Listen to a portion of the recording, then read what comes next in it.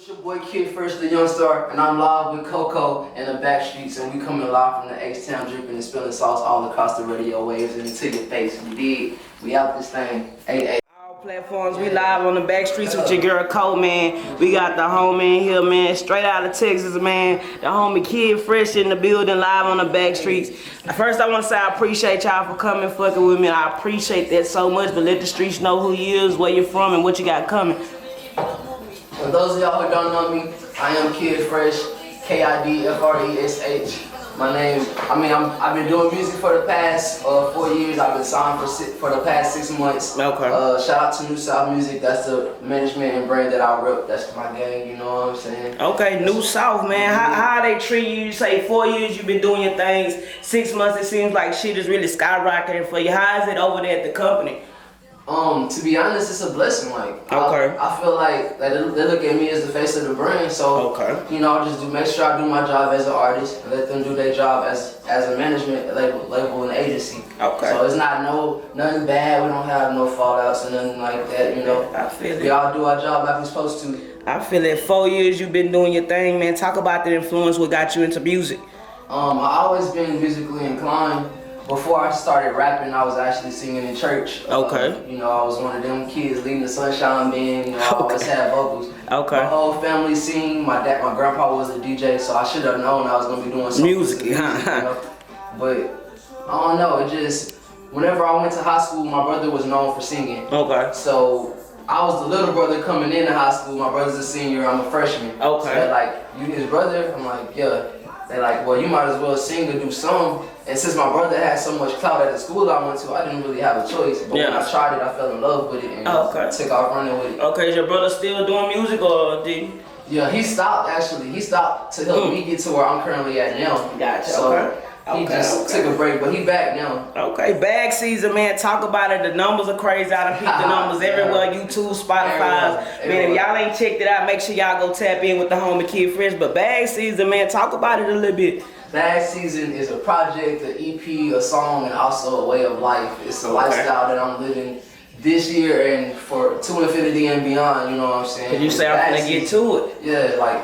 I mean that from the bottom of my heart. Okay. Like, it's bag season. I'm finna forever get to it. If you're not talking about no money, if there's not no money involved, we're not there. We're not coming. We're not pulling up if you're not talking about the bag. Big face. We finna get rich. We're gonna speak it into existence. You gotta say what you see till you see what you say. Man, okay. That's how we rock. What was the motivation behind the record? Like, when you went to write the tune, I don't know what's your recording process like, but what was the motivation when you was in the studio?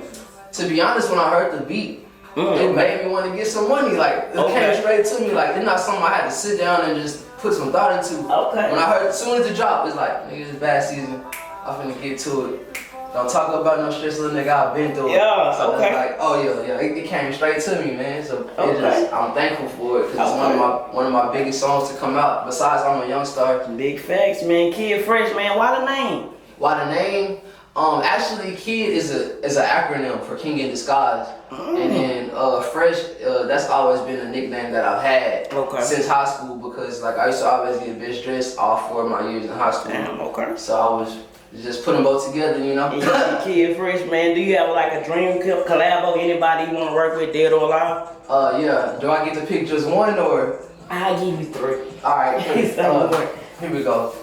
Nas for sure. Okay. J. Cole for sure. And if he was alive, XXXTentacion. He's a big influence on me.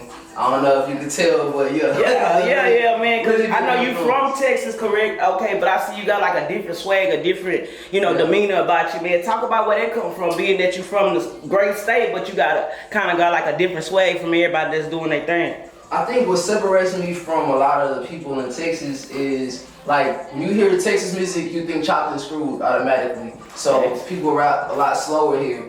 But I don't know, the people that I listen to and the places that I've been, I traveled a lot. I've always been traveling. So I sound like everywhere I went to, I'm eclectic. Like I put everything that I listen to together into one thing and I make it so where everybody can fuck with it. I feel it. Highlight of your career by far.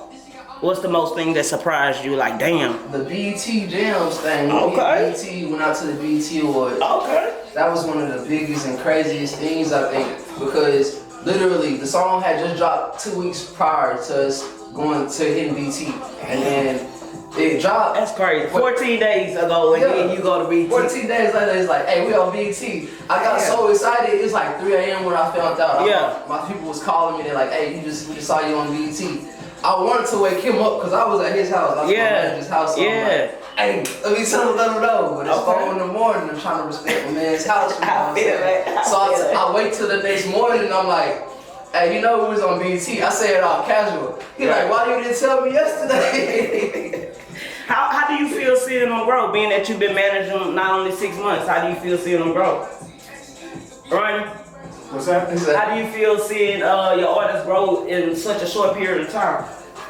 Well, when you've been through it before, because I had to deal with Def Jam, my verse before, so it's like you want to see that progress, you know, and so it's a good feeling to see it like that. But you know, the end game is to really, you know, get that deal again. So you know, I get to get that feeling again before I get excited. Gotcha. I got you. I feel that. Kid Fresh, what made you take a liking to Nu Souf? What made you say this is where I'm gonna go? To be honest, my mom. Okay, shout out mom. She already knew him before. Got somebody I want you to work with. Don't give him no problems. Whatever he needs you to do, make sure you get it done. I feel that. I'm just doing what I was told. I feel that, Kid Fresh, being that, man. Most guys, most artists your age don't believe in the art of having managers, networking, none of that shit. Why was it so important to you to make sure you line it all up business-wise instead of just focusing on the music? Because a lot of artists, I think where they mess up at as people is, you realize it's not just music. Whenever you're dealing with the business in the whole, it's 90% business, 10% talent. So you can be the most talented nigga in the world, but if you don't got the right people in your camp, you're not gonna be heard by the people you need to be heard by. I feel and it's not about what you know, it's about who you know. I feel that, man. Kid Fresh, man, any advice for any upcoming artists in the city, man, that's looking to, like you say, your buzz has been growing tremendously, and like I say, you on your way to 100K on IG. Shit, next time we talk, man, ain't no telling. So, man, any advice that you can give to these artists, because a lot of people don't even come in here with a manager, come in here with their cards, come in here with certain shit, man. But you come in here very professional. I always got a shout out there, man. And I appreciate that, man. But any advice, bro? Yo, my advice to the next person would be, don't think that you so much bigger than the next person because you don't know them.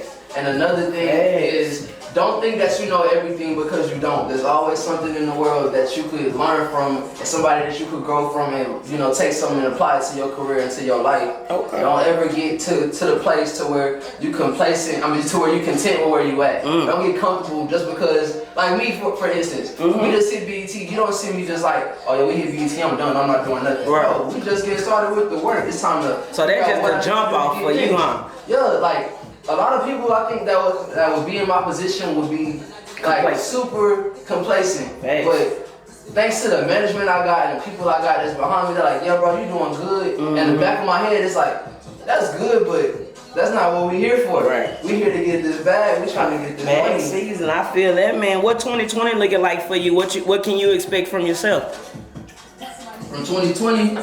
I'm pretty sure we got a lot of shows coming up. Speaking of which, I got a show coming up in 2 days. Well, tomorrow and then the day after. I got one in Austin at the Kazi FM Music Festival. Austin, Texas, Yeah, and then I got another one at in College Station, my hometown in Northgate. Out there with Tay Money, shout out to Say Cheese TV, First Class, all of them for setting that up. Okay, man, that's dope, man. You fucking working, man. College Station, big ass show, man. Give us an upbringing so for people who ain't really been outside of Houston. What was it like coming up out there? Coming up in the city that I'm from, I'm gonna describe the music scene. The music scene out there is not really how it is here. Like you really reach out to people and talk to them and they'll reply to you here. People where I'm from is really like crabs in a bucket. It's like they'll see somebody do something good and then they'll try to bring them down versus building that person up. But my goal and plan is to change all of that and make it to where if I can get on through the door and open that door for everybody in my city, I'm gonna be that platform. I'm gonna be that person that do that to break that curse or chain or whatever it is that people got. I don't know why people move like that, but it's crazy. It is crazy, man. College Station, man.